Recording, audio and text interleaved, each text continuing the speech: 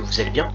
Alors avant de commencer la vidéo, comme d'habitude on va faire le petit disclaimer. Je vous rappelle que je ne suis pas conseiller en investissement, je vous présente juste mes investissements sur différentes plateformes et l'évolution de ces investissements au fil du temps. Aujourd'hui nous sommes le mardi 5 décembre et je vais vous parler un petit peu de toujours du XRP, de Kant, un tout petit peu de Esthetix et aussi un petit peu de piratage. Et pour finir, la petite minute complotiste. On va commencer déjà par le marché. Donc nous avons le BTC qui flambe, il est à 42 263. Le XRP bouge pas trop, il est à 0,661 pardon. Le XLM, bah, il suit de toute façon à chaque fois le XRP, il est à 0,12. Là ce qui est intéressant, moi j'ai un petit peu de NER protocole et là il est à 2,22. J'ai une position de sortie à 2,25, donc bientôt x2. Je vais prendre ma mise de départ et la retirer pour aller investir ailleurs. Voilà, tout simplement. Et bien sûr je laisserai la mise que j'ai gagnée dessus pour continuer à prendre des gains par la suite.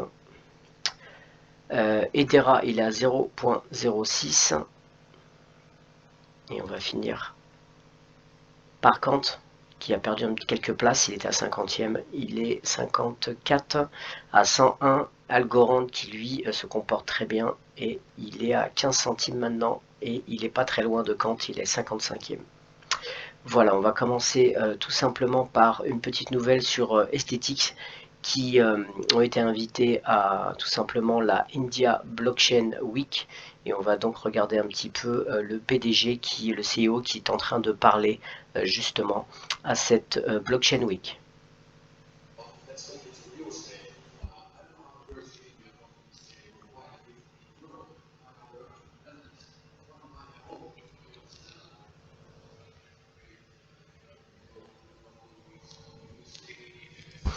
Alors comme vous voyez, ils expliquent, on avait déjà vu que c'est vraiment complexe pour acheter. Il faut faire plein de documents, plein de papiers, vous devez passer par le notaire, il y a aussi des frais de notaire, par les intermédiaires, il faut faire des visites si vous voulez acheter, si vous voulez vendre, il faut faire des visites. Donc c'est vraiment complexe au niveau temps et au niveau argent. Là, avec la tokenisation, ça permet vraiment de simplifier les choses.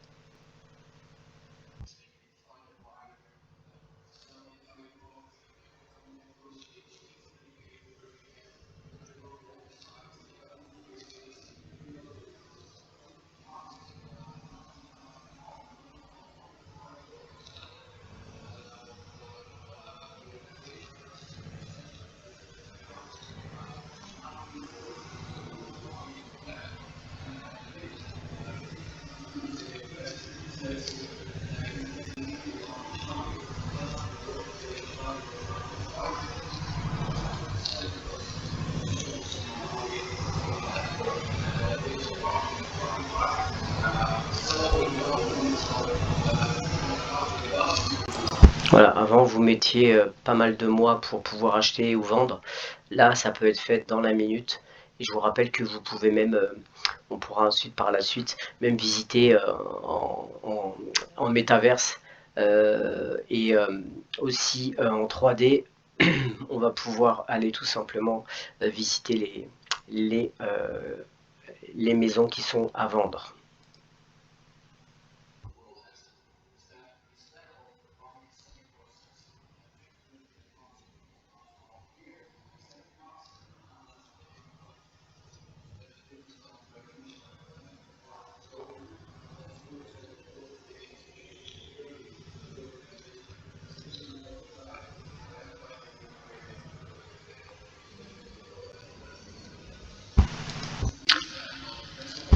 Voilà pour Esthetix. Pour l'instant on va patienter pour Esthetix, que le marché soit plutôt intéressant. pour qu'ils puissent tout simplement lancer leur Launchpad, etc. Et ensuite, eh ben, on touchera notre libération de tokens. Puis après, c'est à vous de gérer si vous voulez faire une plus-value, les vendre ou les staker ou les investir. Moi, personnellement, je vais les investir ensuite tout simplement dans la plateforme pour pouvoir acheter des parts d'immobilier. Voilà, on va passer maintenant à Kant.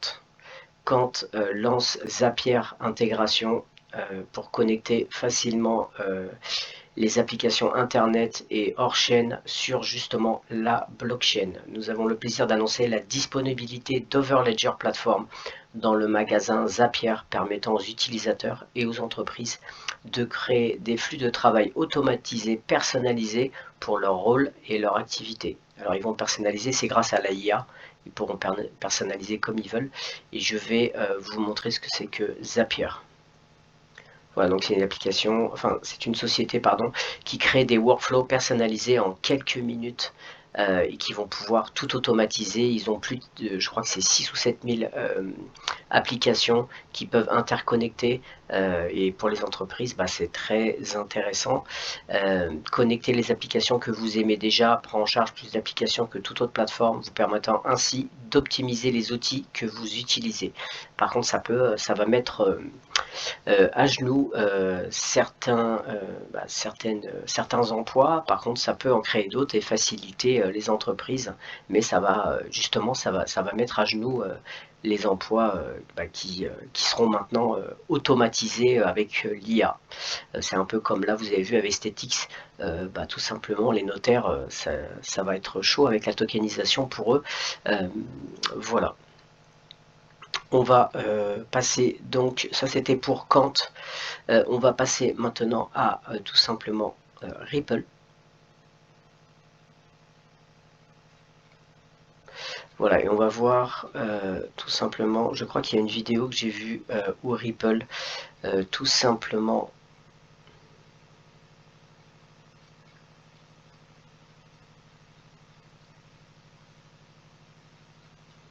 Ripple en fait est en publicité. Voilà, on va voir ça.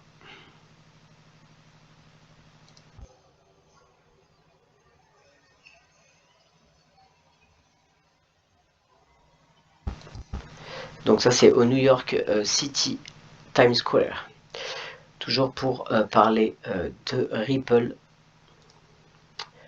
Le CEO a été nommé par CoinDesk, l'une des 10 personnalités les plus, les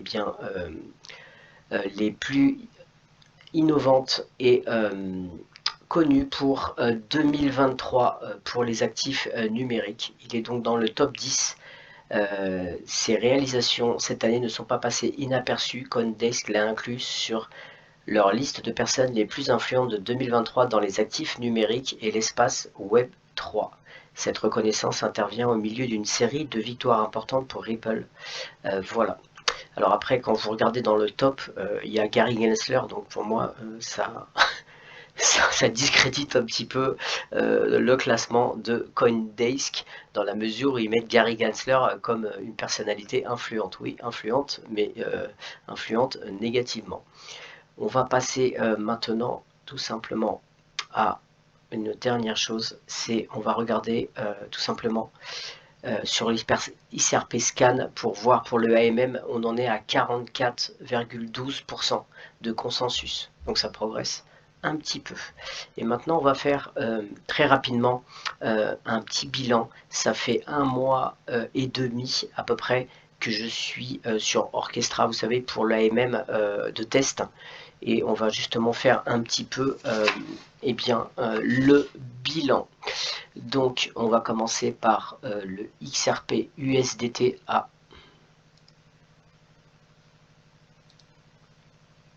back to swap liquidity. On va recommencer, on va essayer. Ok, ça ne marche pas en tout cas, il faudrait que je me reconnecte et me déconnecte. En tout cas, je suis actuellement à 586 sur XRP USDT et j'avais commencé en fait tout simplement à 537 de liquidité dessus, je me retrouve avec un gain de 49 dollars à peu près, et ça correspond à peu près à 13%. Donc en un mois et demi, j'ai gagné à peu près 13%, tout simplement sur la paire XRP USDT. Donc là, c'est une paire où en fait vous avez un stablecoin que j'ai couplé au XRP.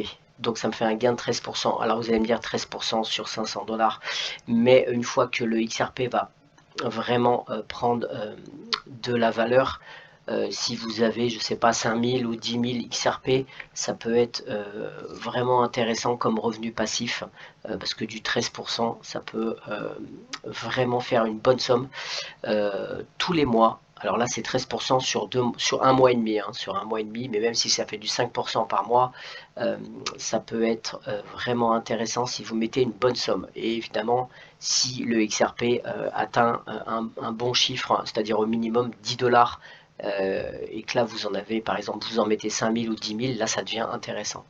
On va passer à l'autre paire qui est plus volatile, puisque là c'était tout simplement XRP BTC. Donc là c'est deux cryptos, j'ai couplé à une autre crypto, et là je suis à 275, j'avais mis 200, que je dis pas de bêtises, j'avais mis 221.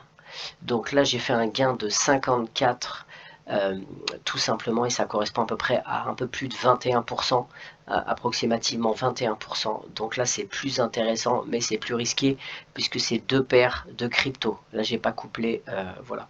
Pour le XRP USDC, ça fait peu de temps que je tente, donc je ferai un résumé plus tard. Voilà, en tout cas je pense que l'AMM ça peut vraiment être très intéressant, surtout quand le prix du XRP va flamber.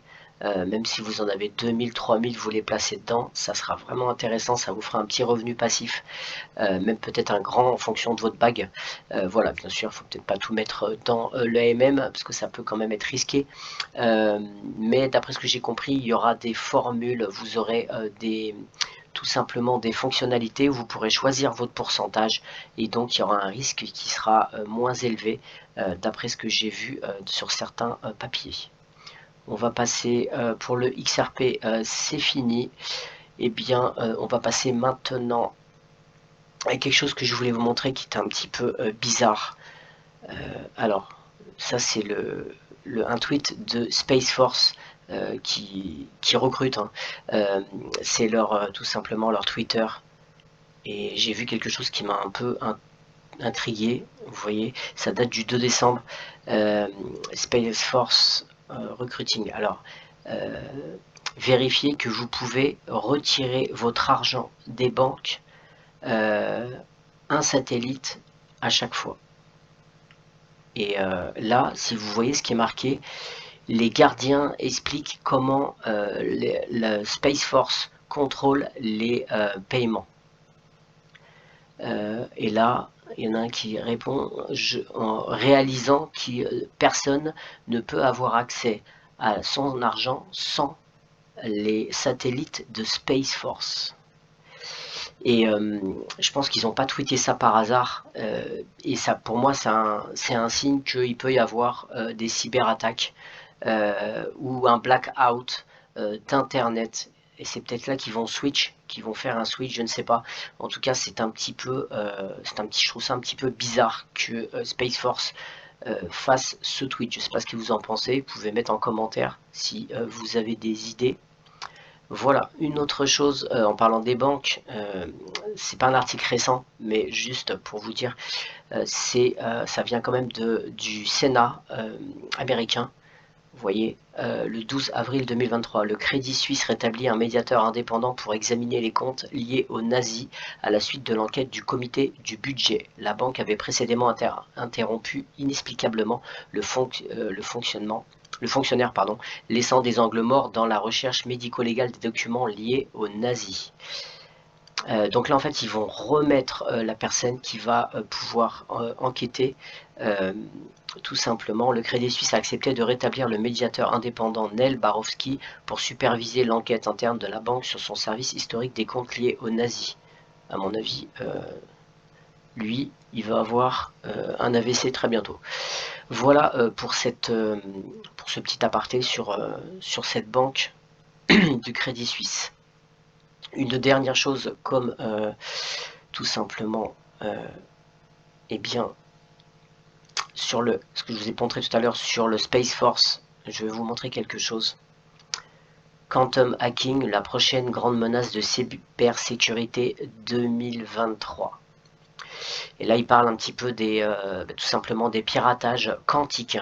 Voilà. Et je pense que vous savez qu'il y a des ordinateurs quantiques, même si c'est pas développé. Enfin, il y en a, hein, c'est développé bien sûr, mais ce que je veux dire, c'est qu'on ne peut pas c'est pas n'importe qui les a, mais ça existe le système quantique depuis déjà beaucoup de temps. Et je vais vous juste montrer à la fin de l'article.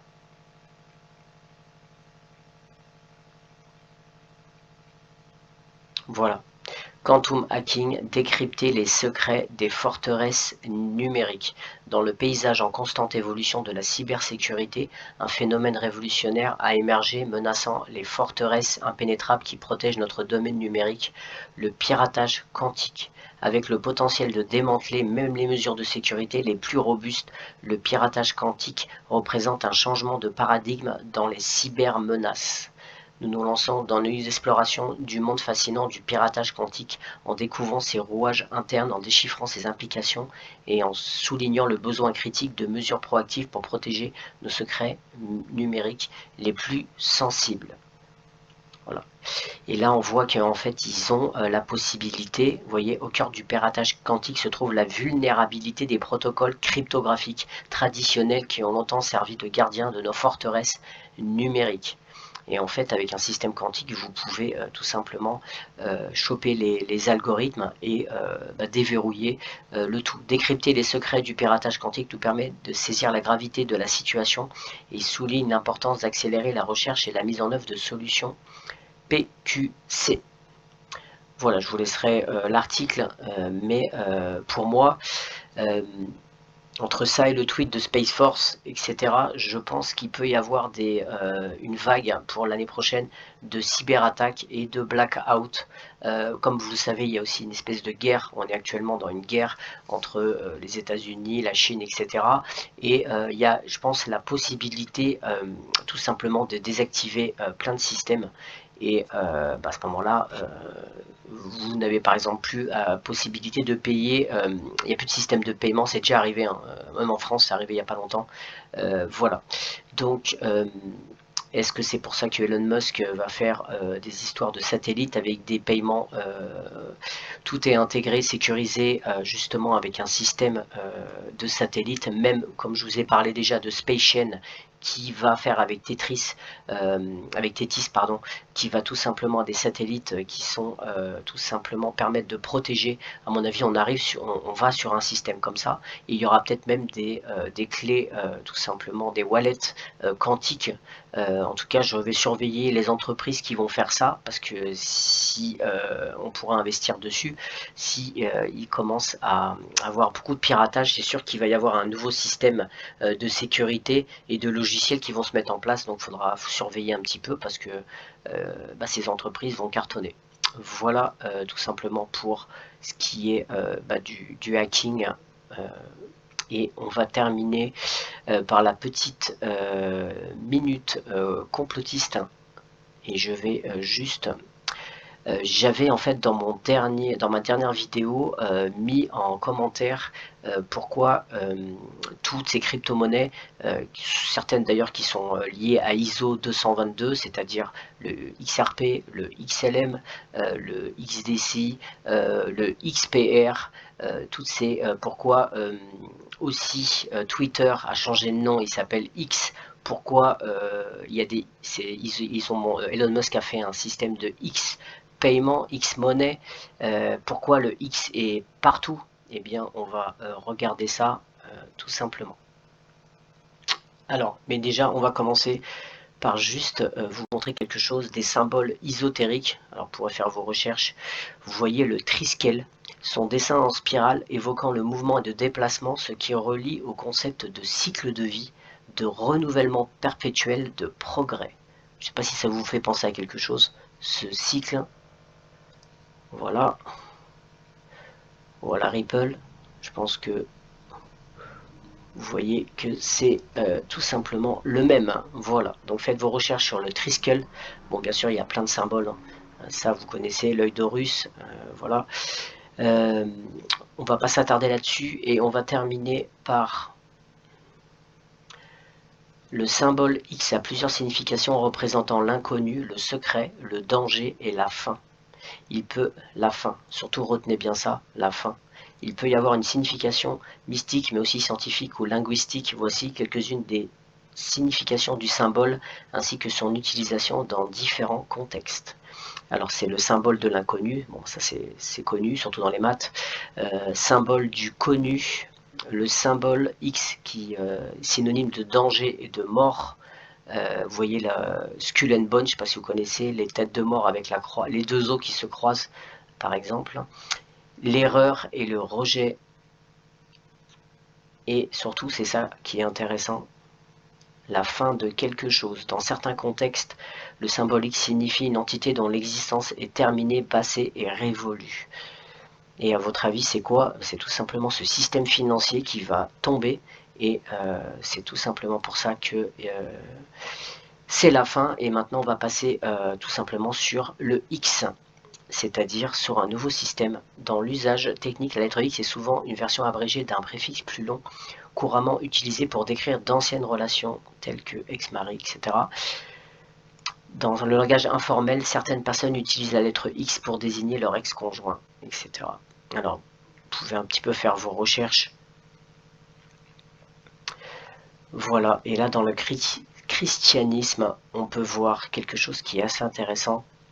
Dans la lettre grecque, la lettre Chi est la première lettre du mot Christ, prononcé Christos, qui signifie loin. On pense que Constantin a vu la lettre grecque dans une vision, ce qui l'a amené à adopter la foi chrétienne, bien que certains associent le symbole X à la croix. Les spécialistes, affirment qu'il s'agit plutôt d'un symbole païen représentant le soleil. Voilà, tout simplement, c'est le symbole de Amon-Ra et du dieu Osiris, tout simplement. Voilà. Aujourd'hui, le symbole X est d'ailleurs, je pense que si vous réfléchissez bien, Sunday, c'est le dimanche, on appelle ça le jour du Seigneur, mais Sunday, c'est le jour du soleil.